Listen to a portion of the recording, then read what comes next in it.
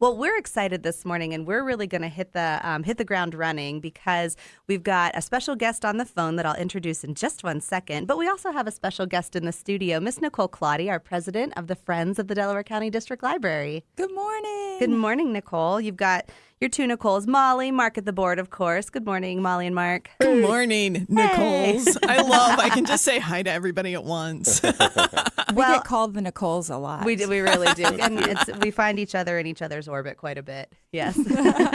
Well, our extra special guest on the phone with us this morning is author Jane Hamilton. You are joining us on the phone this morning, but if our listeners want to meet you in person, they will get to do so on, is it Monday, October 27th? Yes, with our Friends of the Library. Nicole, do you want to talk a little bit about what that visit's going to look like? Sure. We're super excited. We'll be at the Liberty Branch at 6 o'clock, and tickets are on sale for the event that includes the hardback of your new book, The Phoebe Variations, Jane.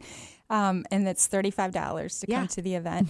But we're taking everybody back to the 70s. Since a lot of your books are set in the 70s, Jane, we thought we would do a throwback, and we're doing all sorts of fun like fondue and lots of 70s vibes. Is there going to be a shag rug? I feel like that needs to. I lost all my Barbie shoes in those shag rugs. All of those Barbie shoes. It's so true. Everything got lost in the shag rug.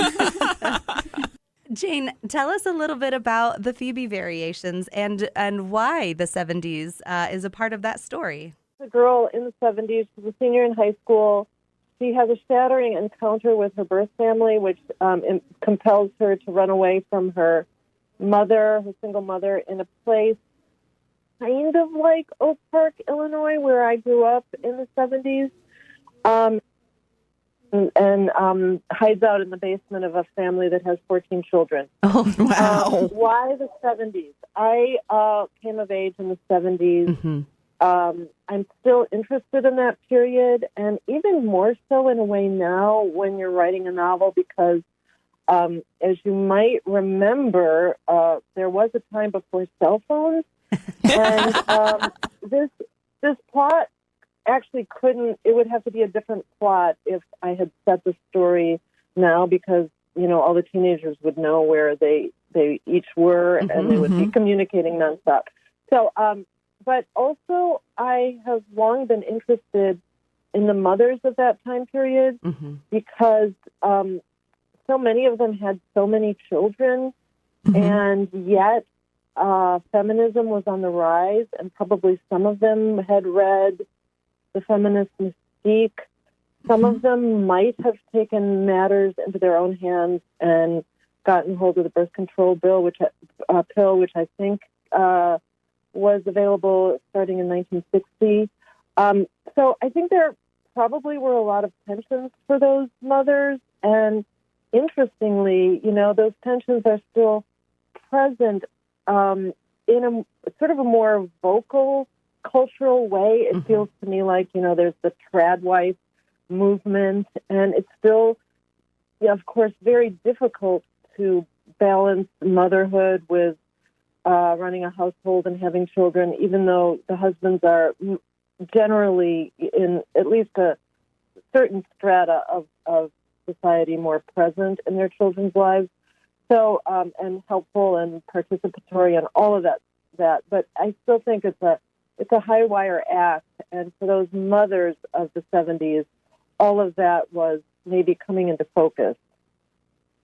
There is so much that I think people would find to relate to in even just that, 2-minute kind of synopsis that you just gave. You touched on so many things: coming of age, motherhood, family dynamic, adoption. You talked about, the political tensions that can affect your family and your life, and even reconciling those between what we were dealing with, 50, 60 years ago and what we're dealing with today. I mean, personally, I remember coming back from college and seeing a copy of The Feminist Mystique on my mom's bookshelf and being like, wait a minute. What's this? I just learned about this. How is this here? So, you really hit that right on, because my first sister was born in 1970, and this was the world. And these were women who were going into the workforce, and And their Yes. connection with each other. Mm-hmm. So, Yes. right Yes. on with the 70s. Well, somebody said to me the other night at an event that her mother, she was one of, I think, 10, Wow. and that her mother, after breakfast, this sounds kind of not believable, but she swore by it.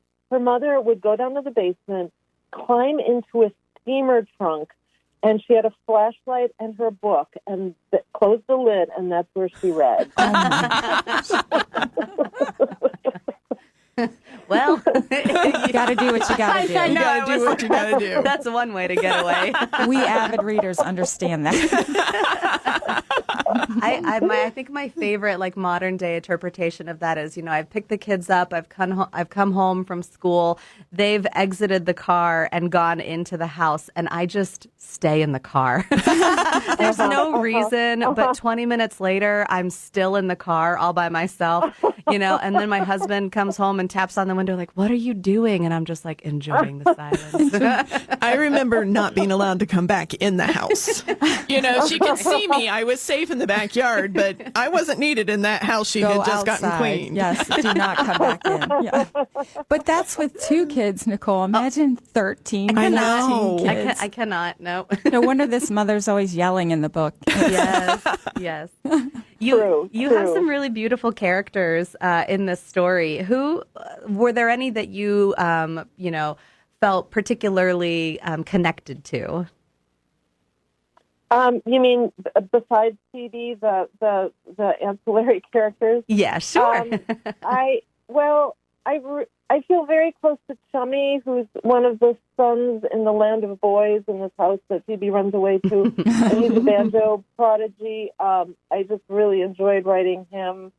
I feel a kind of bond or just I stand in awe of Hertha, who's the cleaning lady who travels from house to house and brings the gossip from house to house.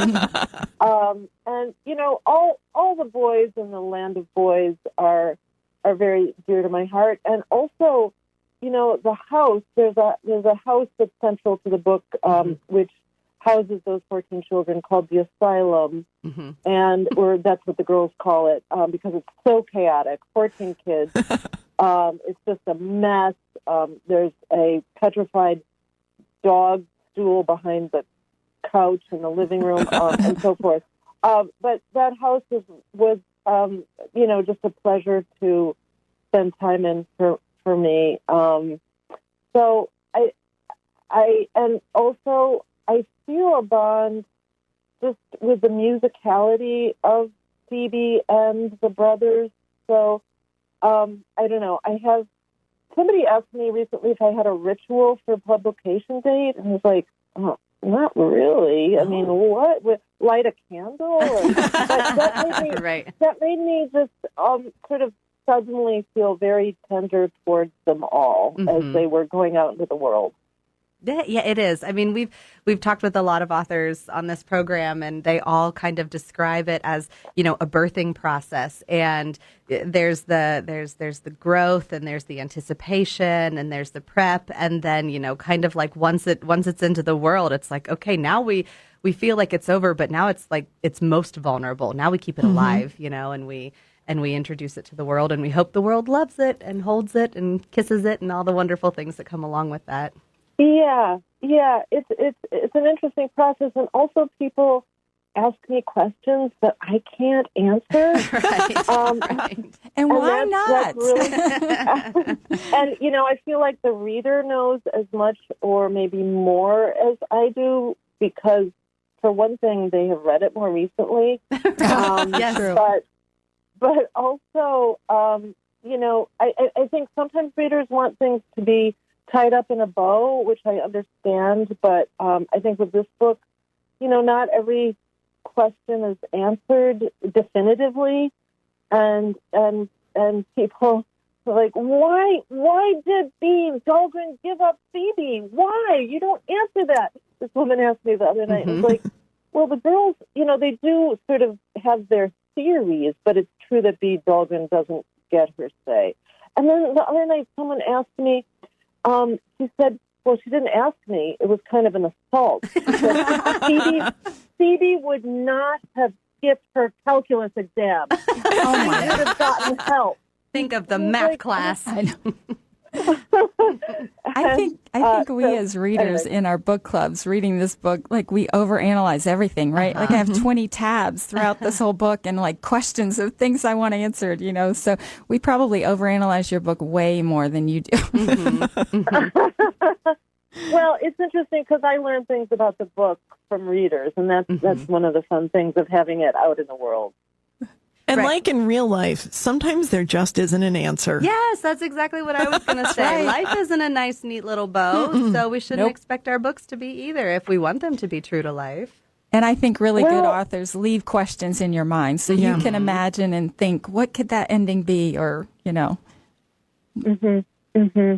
mean, there are limits. When The Sopranos ended and the screen just went black. Oh. That was really annoying. That was too much. All of us agree on that one. Jane Hamilton says The Sopranos ending was too much. I also can't stand the dream ending, where all of what you've been watching for all these seasons is a dream. A bit cliche. I can't stand that one. No, that is just absolutely not allowed. When I have taught fiction and I workshops, there's very few rules, or if you can break them and get away with it, then hooray, hallelujah. But one of the hard fast rules is no dream endings. No dream endings will not happen. Full stop.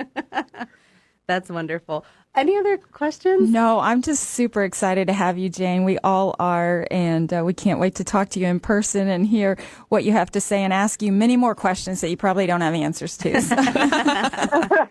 Thank you. I'm so looking forward to being in, Zone 740. Yes. And you'll have to tell us more, share with us about Kenyon College, so we'd love to hear that. I will. Okay. Yes. Jane, we can't wait to have you in Ohio with us very soon, Monday, October 27th, coming with our friends of the Delaware County District Library at the Liberty Branch that evening. Get your tickets now. It comes with the book. Yes, go to www.delawarelibraryfriends.org. Absolutely. Jane, it's been a Thank you for pleasure. having me. Yes, we're going to see you again very soon. See you soon. Thank you so much. Thanks, you. Jane. And listeners, stay tuned. On the other half, we're going to still come back and keep going with Off the Shelf. We're going to talk about books, about more things happening at the library with Molly and Nicole and Mark. So stay tuned. If you're looking to put your talents to work with a reputable, family-owned and operated company, look to Mike's Roofing. Mike's Roofing is hiring all positions. You'll get generous benefits and $1,000 sign-on bonus. Apply online at mikesroofinginc.com and click on the Employment tab on the home page. Go to work for the #1 choice of thousands of homeowners in Central Ohio. Mike's Roofing, superior quality since 1960. Is your office telephone system on its last legs? Then you need to call Telligent. We provide business systems from one phone to 100. Telligent has served the Delaware, Union, Marion, and Morrow County area for over 20 years. Telligent phone systems have all of the rich features that your office needs for a fast-paced environment, from custom answering greetings to sold-on-hold messages to Bluetooth wireless headsets and much more. You can also have your voicemail and or faxes sent to your email, and these are standard features with Telligent's phone system. Our systems start as low as $6 per phone per month. We also provide true high-speed internet connections with monitored managed router services at wholesale rates. Telligent monitors their service 24 hours a day, 365 days a year. When we detect a problem, we fix it in most cases before you know there's an issue. The best part is that our services are less than what you're currently paying, and there's no lengthy contracts. Find out more at telligent.net. That's TELEGENT.net. It's going to be a short kick, and the cover! Oh, the Monarchs are down at the 25. Logan Hall kicks off to the right like an onside kick. Recovered by Grayson Fultz. Monarchs have the ball. All the gridiron action is back on My 96.7 WDLR. I'm Scott Swezinski. You can catch Marysville High School football every Friday night right here at 96.7. Catch all your fantastic plays and your gridiron excitements. Delaware County Veteran Services, here to help county veterans with emergency financial assistance for things like food, utility, rent, or mortgage at a time of need. They have a transportation team that helps veterans get to medical appointments, and they help veterans access their VA benefits, including nursing and long-term care. If you are a veteran or the loved one of a veteran in Delaware County, let them help you too. It's free. Check them out online. Call or stop by their office, located in the historic courthouse in downtown Delaware. Delaware County Veteran Services, here to help make life a little easier.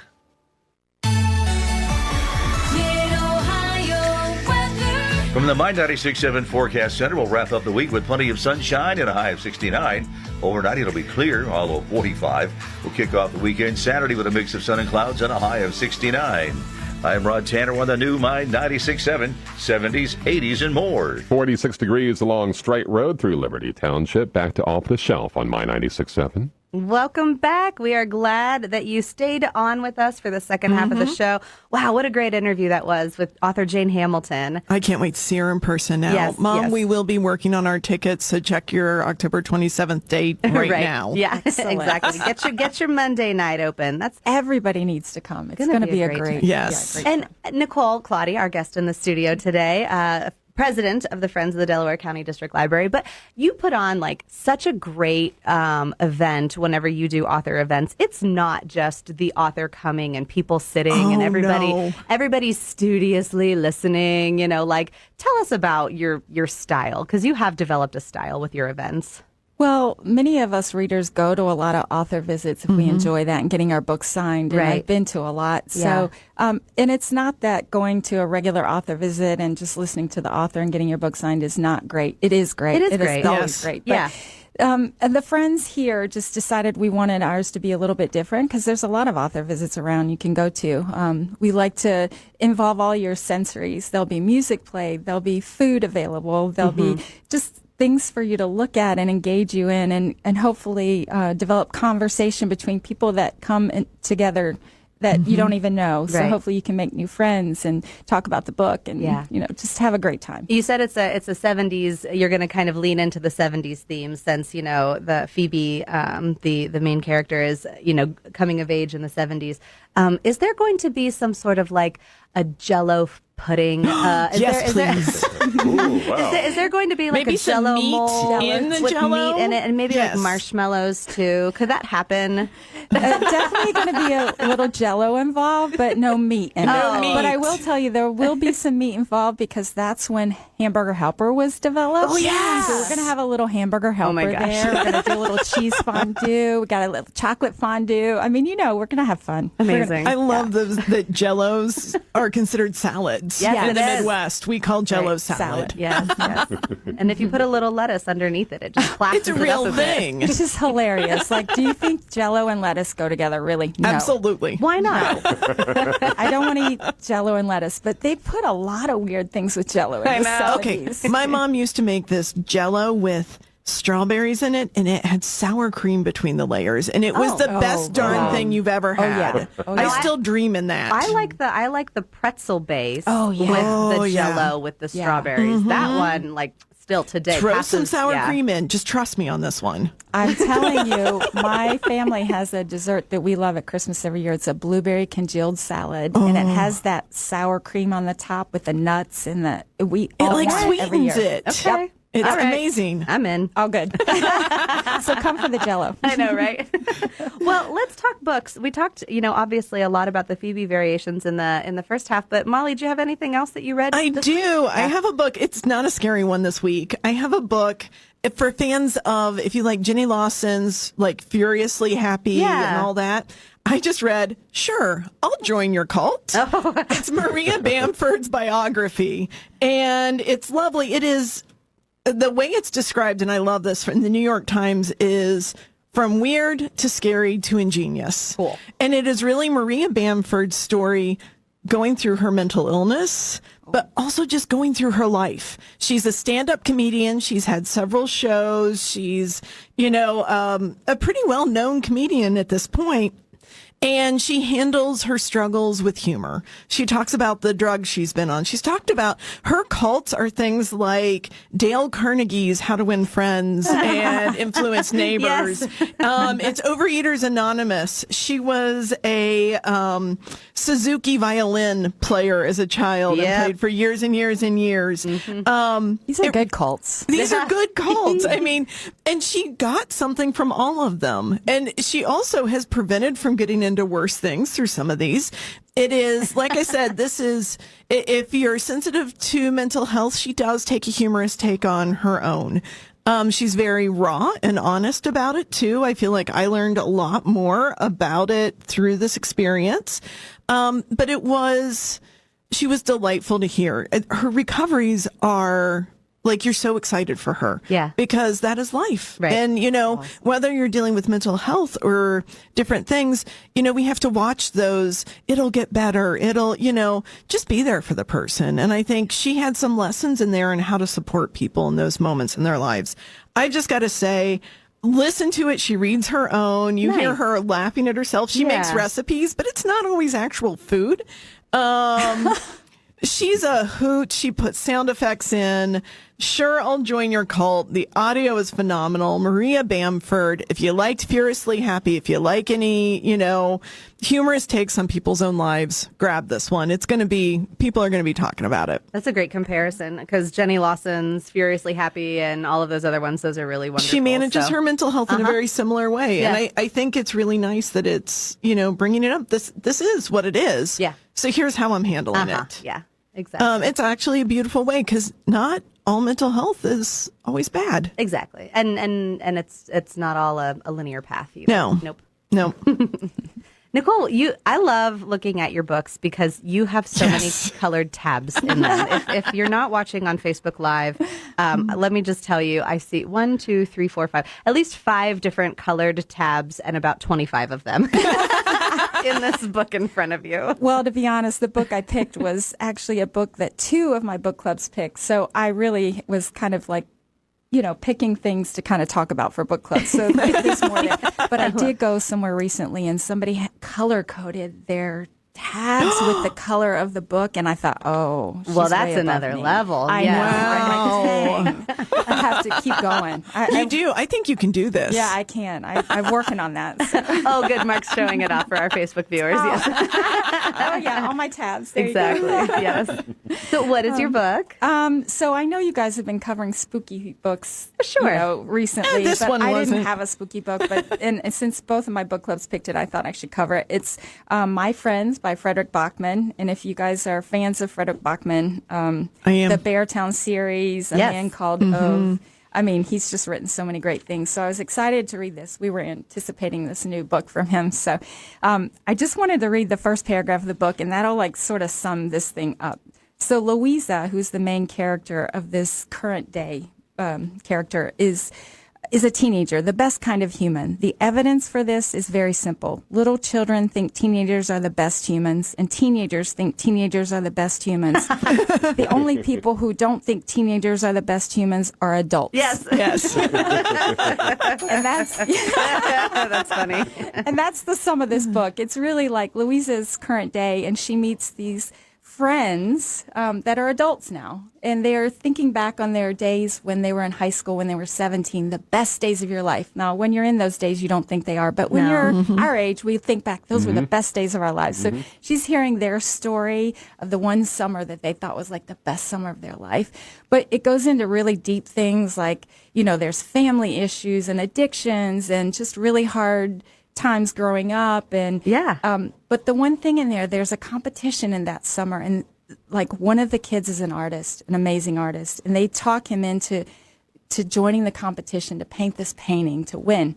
Well, he ends up winning the competition, and it becomes a really famous painting, and he becomes a really famous artist. So it's like their lives coming through to today, and what happens, that painting is the anchor that brings us into the future. That's how we get him back and forth. So it's amazing. It's amazing. I do really enjoy his storytelling, and that's a great opening. I also love listening to Nicole talk about books. I'm passionate. You do. You love your books deeply. I was saying to Nicole that our author who was with us the first half of the show, Jane Hamilton, her book was published through Zibby Publishing, and Zibby is a friend of the Friends. And they said something about like holding a book like near to your heart. And I feel like you also hold books near to your heart. I do. You do indeed. I do. They're my friends. In fact, we pick up a lot of books from people in the community that donate books to us. Yeah. And a lady last year, her husband passed away, and he collected a lot of books. Yeah. And when we were there collecting, she said, "Oh my gosh, this is like me giving away all of his friends." Aww. And I thought, "Oh my gosh, that's how I feel about my books." And I said, "No, you're just sharing all of his friends, and they're making new friends." Yeah, exactly. Oh, that's beautiful.